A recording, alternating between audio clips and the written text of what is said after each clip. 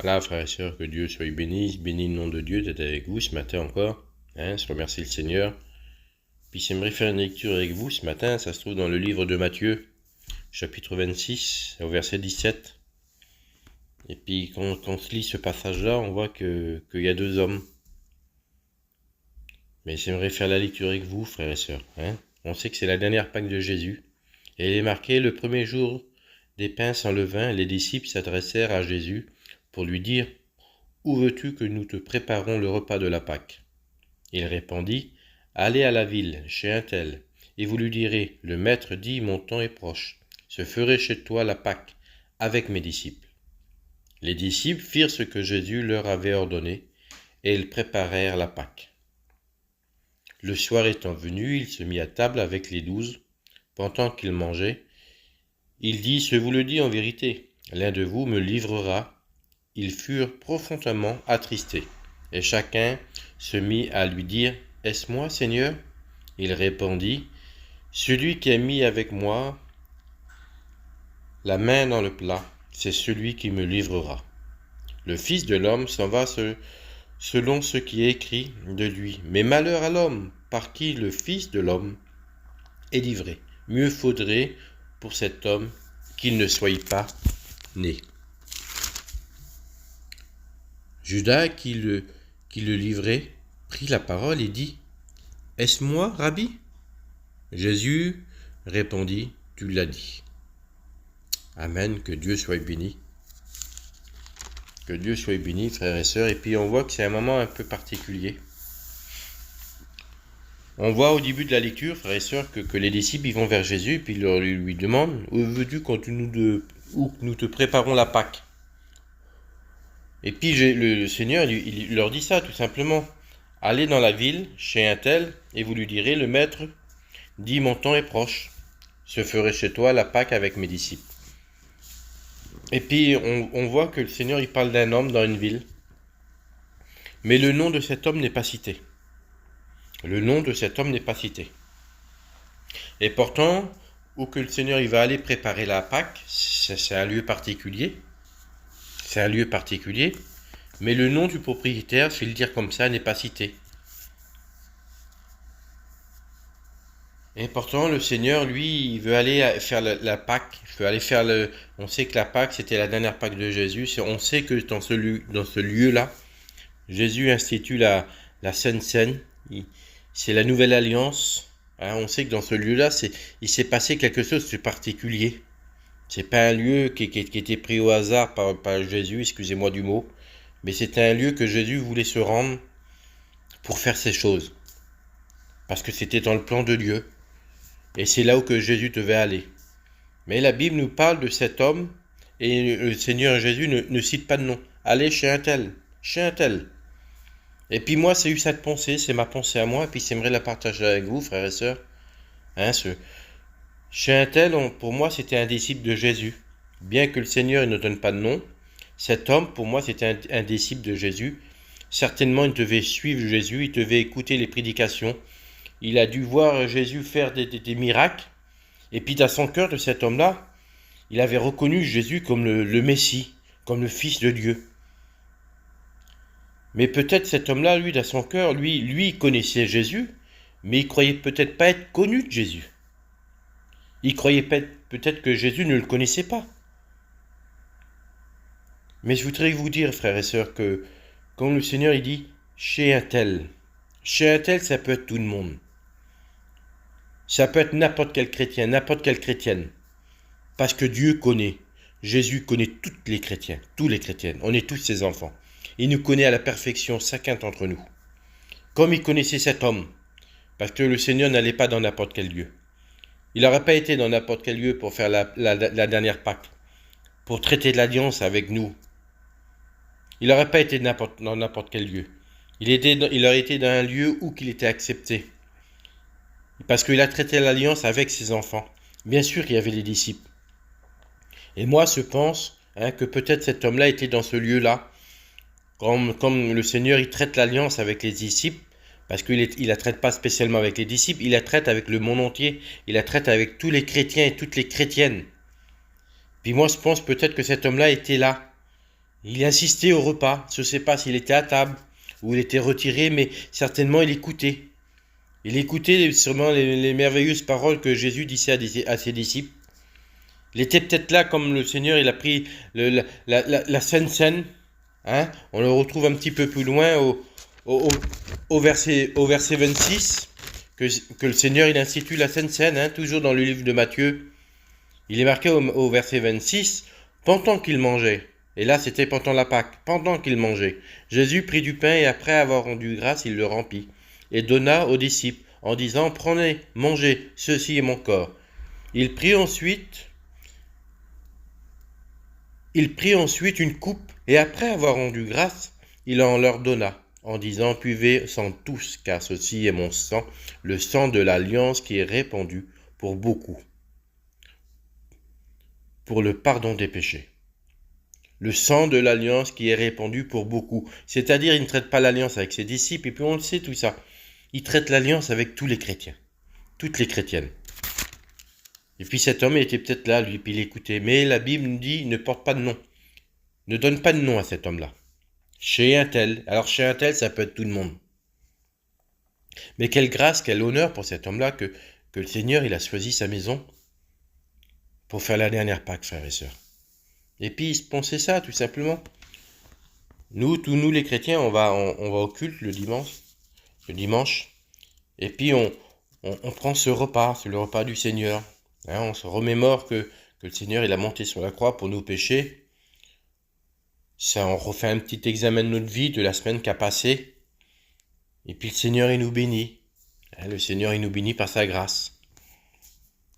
Mais on pourrait dire aussi, nous, que le dimanche qu'on prend la Pâque, qu'on prend la Sainte Seine, hein, qu'on prend le culte, ça peut être la dernière Pâque. Ça peut être la dernière Pâque pour nous. Après ça, le Seigneur, il peut peut-être revenir. Dans la semaine, le Seigneur, il peut revenir. C'est le dernier dimanche qu'on prend la Sainte Seine. Après, il n'y en aura plus. Bah là, c'était, excusez-moi, je le dis avec mes mots à moi, hein, c'était la dernière Pâque. Après, il n'y en arrivait plus. Le Seigneur, il dit, il n'y en aura plus. Il n'y en aura plus jusqu'à temps que vous serez avec moi dans le royaume des cieux. Mais le Seigneur, quand on continue la lecture, il parle d'un homme. Il parle d'un homme qu'il allait le trahir. Il parle d'un homme qui était béni par Dieu. Il parle d'un homme qui a eu le même ministère que ses frères, qui a fait les mêmes miracles. Parce que la Bible ne dit pas que cet homme n'a pas fait plus ou moins de miracles que les disciples. Il a eu le même ministère que ses frères. Et pourtant, cet homme, il allait le trahir. Et cet homme le savait. Il le savait, cet homme, qu'il allait trahir Jésus. Mais là, par contre, la Bible donne un nom. Judas. La Bible donne un nom. Judas. C'est l'homme qui a mis la main avec le Seigneur dans le plat. Et puis cet homme-là, excusez-moi de parler comme ça, il a même eu le culot de dire ça.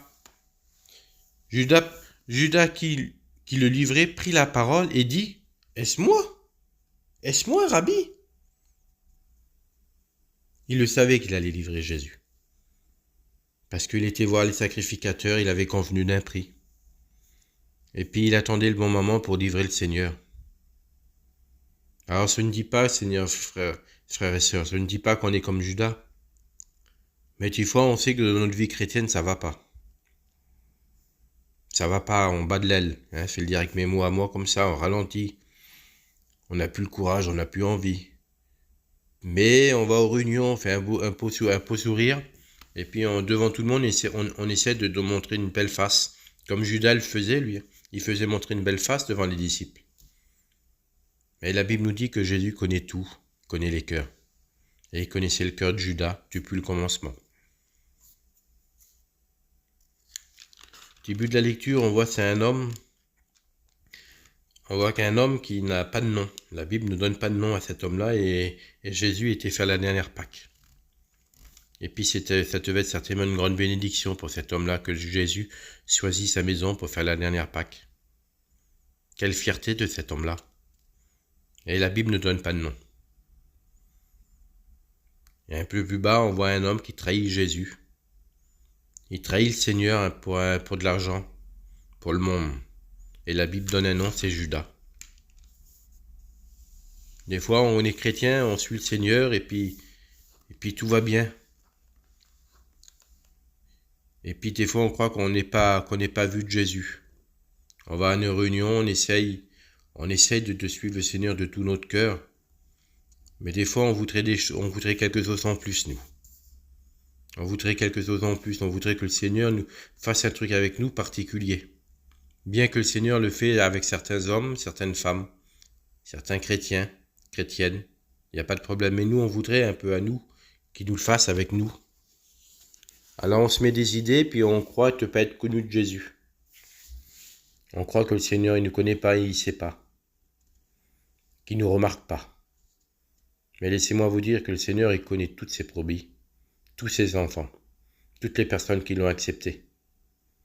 Cet homme, comme je vous ai dit tout à l'heure, ne croyait peut-être pas être connu de Jésus, lui. Il ne croyait pas que le Seigneur le connaissait, mais la Bible nous dit que le Seigneur envoie des disciples vers cet homme pour préparer la dernière Pâque. Dans ce lieu, là où il voulait qu'il y ait, dans sa maison de cet homme.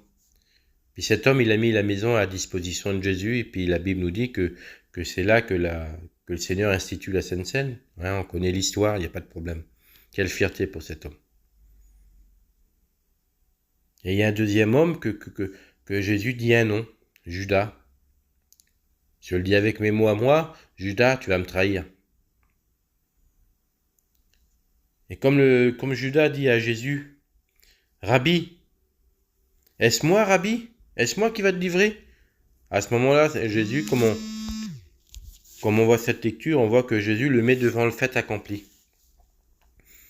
Il savait, il a vu que cet homme-là, il était dévoilé, que Jésus l'avait dévoilé. Puis cet homme-là, il aurait pu faire deux choses. Ouais, puis c'est une vérité. Parce que le Seigneur, il nous dévoile, en nous dévoilant dans notre cœur, hein, dans notre cœur à nous. Parce que les disciples qui étaient autour, certainement, ils ne comprenaient pas, eux. Ils ne comprenaient pas. Parce que Judas, il a toujours fait montrer une belle apparence devant les hommes. Alors les disciples sont peut-être là, eux, et puis ils ne comprenaient pas, eux. Ils ne pensaient pas que c'était Judas qui pouvait le trahir, parce qu'il avait toujours une belle apparence et un bon langage. Peut-être une belle prière, hein. Mais la Bible nous dit que Jésus connaît les cœurs. Et à ce moment-là, Jésus dévoile le cœur de Judas. Il dévoile. Puis cet homme-là, il aurait pu faire deux choses. Hein, c'est moi qui dis ces mots-là, frères et sœurs. Hein, c'est moi qui les dis. Cet homme-là, il aurait pu faire deux choses. Il aurait pu se reprendre à son cœur et pas livrer Jésus. Rester avec le Seigneur. Rester pendant qu'il instituait la Sainte Seine. Participer à la Sainte Seine. Et rester fidèle à Dieu. Mais cet homme-là, quand il a été dévoilé, il n'a pas voulu écouter la voix du Saint-Esprit, certainement. Il n'a pas voulu écouter la voix de Jésus, et puis cet homme-là, il était vers le sacrificateur, et puis on sait l'histoire, il a livré Jésus. Il a livré Jésus selon ce qui est écrit. Selon ce qui est écrit, parce qu'on ne peut pas reconnaître, on ne peut pas nier que Dieu connaît tout d'avance. Dieu connaît toutes les décisions d'avance. C'est une vérité, c'est Dieu. On ne peut rien y faire. Mais au moment qui a été donné à Judas, à ce moment-là, la possibilité de Judas de changer, a lui été donnée. Il aurait pu changer d'avis, mais il ne l'a pas fait. Nous, on est chrétiens, on croit que le Seigneur ne nous voit pas et qu'il ne nous remarque pas, qu'on n'est pas connu de Dieu, parce qu'on ne vit pas des grandes expériences comme certains chrétiens ou chrétiennes. On fait notre petite vie chrétienne, comme on peut, selon notre cœur, hein. Avec un cœur sincère, on suit le Seigneur, puis on essaie d'avoir de la mise à part, on essaie de faire des jeûnes, on essaie d'aller à nos réunions régulières, malgré les difficultés, les soucis qu'on peut avoir. Mais des fois, cette pensée-là vient dans nos cœurs, moi, le Seigneur, il me remarque pas, parce que je fais pas d'expérience particulière, je fais pas d'expérience exceptionnelle avec lui. Mais laisse-moi te dire que c'est faux. Que c'est faux. Prenez la terre, hein, puis se le dit avec des mots simples. Pour compter sur la surface de la Terre, il y a des milliards et des milliards de personnes. Et il y a des milliards et des milliards de personnes qui ne ressentent pas la présence de Dieu. Mais toi, le petit chrétien que tu viens à la réunion, tu essaies de suivre le Seigneur de tout ton cœur, et là tu viens à la réunion, tu ressens la bonne présence de Dieu. Dieu te visite, Dieu te bénit. C'est un miracle, frères et sœurs. C'est grâce à la Sainte Seine, c'est grâce au sacrifice de Jésus qu'on peut ressentir la présence de Dieu. Avant, personne ne pouvait ressentir la présence de Dieu. La Bible nous dit que de temps en temps, l'Esprit saisissait un homme pour faire connaître la volonté de Dieu, pour faire connaître la parole de Dieu au peuple. Mais l'Esprit se retirait de cet homme à ce moment-là. Il ne restait pas en permanence. Mais nous, le petit chrétien qu'on croit qu'on est inutile, qu'on ne fait pas des grandes expériences avec Dieu, la parole nous dit que le Père, le Fils et le Saint-Esprit habitent nos cœurs et que le Saint-Esprit, il est tous les jours avec nous, tous les jours, 24 heures sur 24. Chaque minute, chaque seconde, il est avec nous. Il ne nous quitte pas. C'est une grâce que dans l'Ancien Testament, il ne pouvait pas avoir. Même les grands serviteurs, Moïse, Élie, Abraham, David, mettez les hommes exceptionnels que vous voulez, ils ne savaient pas cette grâce que nous, on a, petits chrétiens, petit homme, qu'on ne vit pas des grandes expériences, mais on a le Saint-Esprit qui est avec nous, on continue. Il ne nous quitte pas, il nous quitte pas, il est toujours avec nous. Tu prends ces grands hommes de la Bible, ils ne l'avaient pas, l'Esprit venait sur eux, les saisissait, les remplissait, pour faire connaître la volonté de Dieu. Mais après, l'Esprit ne restait pas avec eux, il ne restait pas dans leur cœur. Il n'y avait pas le Père, le Fils et le Saint-Esprit qui habitaient leur cœur. C'était des hommes qui s'aimaient Dieu, qui s'aimaient la loi, qui s'y suivaient Dieu de tout leur cœur, mais ils ne savaient pas cette grâce que nous on a, d'avoir le Consolateur, d'avoir le Saint-Esprit avec nous. Et nous, des fois, on voudrait faire des grandes expériences, mais cette expérience qu'on vit tous les jours, tu peux te mettre à part et tous les jours, tu peux ressentir la présence de Dieu. Tous les jours, tu peux connaître la volonté de Dieu. C'est pas donné à tout le monde, frères et sœurs. Même dans l'époque qu'on est là, il y a des centaines de millions de personnes qui ne connaissent pas Dieu et qui ne peuvent pas ressentir ce que nous ressentons, la présence de Dieu dans nos cœurs. Mais le petit homme que je vous ai lu tout à l'heure, que Jésus avait choisi pour établir la Sainte Seine chez lui, allez chez un tel. Ben cet homme-là, il avait la présence de Dieu. Cet homme-là, allez chez un tel. Allez chez un tel. Cet homme-là, il connaissait le Saint-Esprit qu'il avait dans son cœur. Parce que c'était un disciple. Parce qu'il était connu de Jésus. Il était connu de Jésus et Jésus l'avait remarqué. Peut-être que cet homme-là n'a jamais fait de grandes expériences dans sa vie, c'est mes mots, c'est ma pensée. Il allait aux réunions, il écoutait la parole de Jésus. Il avait reconnu Jésus comme son sauveur et maître, comme nous on l'a reconnu. Et puis cet homme-là, voilà, c'était pas un chrétien exceptionnel à la vue des hommes, mais à la vue de Dieu, quel honneur. Allez chez un tel et préparez-moi la dernière Pâque. Vous vous rendez compte quel honneur qu'il a eu cet homme-là? Lui, il méritait peut-être pas, je sais pas moi, il croyait peut-être que le Seigneur, il l'avait jamais remarqué. Mais en réalité, le Seigneur le connaissait, il l'avait remarqué. Et il va même faire la dernière Pâque chez lui. Mais dans le deuxième homme que je viens de vous dire, de Judas, là, son nom est cité. Pourquoi? Parce que laissez-moi vous dire que Jésus l'aimait. Jésus l'aimait. Bien que cet homme avait trahi Jésus, à cause de lui, il a monté sur la croix. Il a fait du mal. Il a choisi le monde, mais Jésus l'aime. Alors nous, on n'est pas des Judas, bien sûr qu'on n'est pas des Judas. Mais des fois, dans notre cœur, on peut se poser des questions. On peut peut-être avoir un genou à terre et puis devant tout le monde, on peut peut-être faire montrer une belle face. On peut faire montrer un beau sourire et puis certainement, et puis moi, ça m'est arrivé. Puis je pense que je suis pas à part des frères et des sœurs. Hein. Ça m'est arrivé déjà dans ma vie chrétienne d'être en miettes et d'aller à la réunion. Et puis de faire montrer un beau sourire parce que je ne veux pas faire montrer moi aux hommes. Ah mon Dieu, quelle honte. Quelle honte, qu'est-ce qu'ils vont penser de moi? Qu'est-ce qu'ils vont penser de moi? Allez. En attendant, c'était en miettes. C'était en miettes. Puis un jour, Jésus, il a dit mon nom. Il a dit mon nom. Pourquoi, Seigneur, tu me dis mon nom dans ce moment-là, alors? Et puis, je vous le dis avec mes mots à moi. C'était chez moi à se prier, et puis il a dit mon nom dans mon cœur. Hein, si vous passez, ça s'est passé dans mon cœur, et puis il me dit jumeau. Je t'aime. Je veux pas que tu restes comme ça. Je veux que tu reprends la prière. Les pensées que tu as sont pas bonnes. Tu crois que je te remarque pas?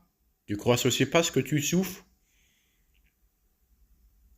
Et là, il a dit mon nom. Et puis à ce moment-là, c'était comme Judas à ce moment-là, moi. Ça fait une décision à prendre. Mais ce béni nom de Dieu s'est pris la bonne décision. Parce que je me suis relevé et puis c'est marché vers Jésus. Pourquoi? Parce qu'il y avait le Saint-Esprit qui habitait mon cœur. Il y avait le Saint-Esprit qui habitait mon cœur. Judas, lui, il s'est levé. Et puis il est sorti. Pourquoi? Parce qu'il n'y avait pas le Saint-Esprit dans son cœur. Frères et sœurs, on a le Saint-Esprit qui habite nos cœurs parce qu'on aime Jésus. Le Seigneur, il est venu vers cet homme-là, chez un tel. Il a installé la dernière Pâque. Il a institué la Sainte Seine. Parce que cet homme-là aimait Jésus. On aime Jésus, ça ne nous empêche pas de passer par les difficultés, les soucis, les problèmes. Mais le Seigneur, à ce moment-là, il nous appelle par notre nom. Et à ce moment-là, on sait comment on doit réagir dans notre cœur, parce qu'on est conduit par le Saint-Esprit, parce que le Saint-Esprit nous fait montrer la voie qu'il faut prendre. Alors on n'est peut-être pas des grands chrétiens, on n'est peut-être pas des grands serviteurs. On se voit pas grand, et puis c'est bien comme ça. C'est bien comme ça qu'on se voit pas grand. Mais aux yeux de Dieu, on est grand. Cet homme-là se voyait pas grand, et pourtant le Seigneur Jésus dira à ses disciples, allez chez un tel, et vous lui dites que mon temps est proche, que se passerait la dernière Pâque chez lui. Quel honneur! Quel honneur! Frères et sœurs, on ressent la présence de Dieu, quel honneur! Il y a des milliers d'hommes qui ne peuvent pas le faire, ça. Il y a des centaines de milliers d'hommes, maintenant que je vous parle là, qui ne peuvent pas ressentir la présence de Dieu parce qu'ils ne le connaissent pas. Mais nous, on le connaît et puis on peut ressentir la présence de Dieu. Il ne faut pas demander plus grande expérience que ça.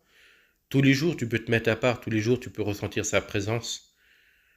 Tous les jours, tu peux ressentir qu'il te prend dans ses bras. Et nous, on voudrait plus grand que ça. On voudrait voir le ciel s'ouvrir, je ne sais pas moi. On voudrait voir des grands miracles, mais ça, c'est un miracle extraordinaire. Que son nom soit béni.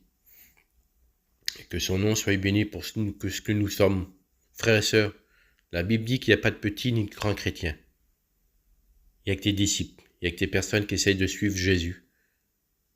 Alors c'est vrai qu'il y a des personnes qui font des grandes expériences. Puis merci le Seigneur pour ces personnes-là. Que le nom de Dieu soit béni pour ces personnes-là, parce que le Seigneur s'en sert. Mais c'est pas parce qu'on vit pas des grandes expériences qu'on compte pas plus ou autant que ces personnes-là. On est pareil aux yeux de Dieu. La Bible nous dit qu'en lui, il n'y a pas un nombre de variations, c'est-à-dire qu'il ne préfère pas une personne. Non. Son amour, il est pareil pour tout le monde. Son amour, il est pareil pour tout le monde. Laissez-moi vous dire qu'il y a des personnes qui font des grandes expériences, il y a des personnes qui font des grandes choses pour Dieu. Et il y a nous, quand on est là, et puis on essaye de faire ce qu'on peut. On essaie de suivre le Seigneur. Aux yeux de Dieu, on est pareil. Il a le même amour pour nous. Et puis c'est ce qui compte. N'écoutez pas la voix de l'ennemi de dire « Ah, toi, t'as pas d'importance, toi, tu comptes pas. » Parce que ça, c'est la voix de l'ennemi. Judas, il a écouté la voix de l'ennemi, lui. Et puis vous voyez que Judas, comment qu'il a fini. Il a fini loin de la face de Dieu. Il a fini loin de la face de Dieu. Mais cet homme qui n'a pas de nom, que le Seigneur fait la dernière Pâque chez lui, cet homme-là, dans mon cœur, moi, tout le crois, que cet homme-là a fini auprès de Dieu parce qu'il aimait Dieu. Et pourtant, son nom n'est pas cité. Des fois, on n'a pas besoin de citer des noms, on n'a pas besoin d'être remarqué des hommes. Mais on a juste besoin d'être remarqué de Dieu, c'est tout. C'est ce qu'importe pour nous, ça s'arrête là. C'est pas compliqué, vous savez, on dit que la parole n'est pas compliquée, mais de suivre Jésus, c'est pas compliqué non plus. On ne cherche pas à plaire aux hommes. Si je plairais aux hommes, quelle récompense? De dire, ah, lui là, ah, il est pas vaillant, lui. Ah, lui là, ah là là, qu'est-ce qu'il fait? Qu'est-ce qu'il est capable de faire des grandes choses comme ça? Eh bien, on a notre récompense. On a notre récompense sur le moment parce qu'on est vu des hommes, mais ça n'est pas la vraie récompense. La vraie récompense, c'est comme on sera dans le ciel. Et là, dans le ciel, le Seigneur dira, bon et fidèle serviteur, rentre dans la joie de ton maître. Parce que quand je t'ai dit de faire ça, tu l'as fait. C'était dur, mais tu l'as fait quand même dans le silence, dans le secret, tu l'as fait. Et là, c'est lui qui remarque, qui nous dit ce qu'on a fait. C'est plus la même récompense, frères et sœurs. Hein. C'est plus la même récompense. Ah, j'aimerais prier avec vous sur ces quelques mots. Ça a béni mon cœur, se dit Franck. Voilà. Seigneur, je veux bénir ton nom, te rendre grâce, de dire merci pour la paix et la joie. Merci Seigneur parce que je suis connu de toi. Ah, c'est vrai que je suis peut-être pas grand-chose sur la terre. Je suis un petit chrétien, Seigneur, j'essaie de te suivre comme se peut. Seigneur, je suis pas remarqué des hommes, mais c'est pas grave, je veux pas être remarqué des hommes. Le désir de mon cœur, c'est que tu me connaisses. Comme cet homme, Seigneur, que tu as fait la dernière Pâque, que tu as institué la Sainte Seine chez lui, Seigneur. Chez lui, Seigneur, quel honneur. Et pourtant, tu donnes pas de nom. Allez chez un tel. Mais, Seigneur Jésus, chez un tel, ça peut être moi, ça peut être ma sœur, ça peut être mon frère. Seigneur, on veut te suivre de tout notre cœur. Et c'est vrai, quand des fois on a des difficultés, des soucis, que ça va mal, qu'on n'a plus de force, là, tu es capable de dire notre nom. Tu es capable de dire notre nom, Seigneur, parce que tu veux nous relever, tu veux nous garder dans le creux de ta main. Ah, ce bénis ton nom, parce que tu nous aimes, parce que tu nous connais. Nous connais à la perfection, tu connais nos cœurs. Que ton nom soit béni, Seigneur Jésus. Que ton nom soit glorifié, loué, adoré, Seigneur Jésus, parce que tu as le regard sur nous. Tu as le regard sur moi, Seigneur. Se bénis ton nom. Bénis mes frères et sœurs. On a besoin de toi encore aujourd'hui. On veut marcher, Seigneur Jésus. Marcher dans les empreintes de tes pas. Marcher, Seigneur, comme toi tu le veux, Seigneur. Pour être vu de mon Dieu. Pour être reconnu de mon Dieu, Seigneur. Pour être avec toi dans le ciel. Ah, se bénis ton nom, mon Père, pour tout. À toi soit la gloire éternelle. Amen.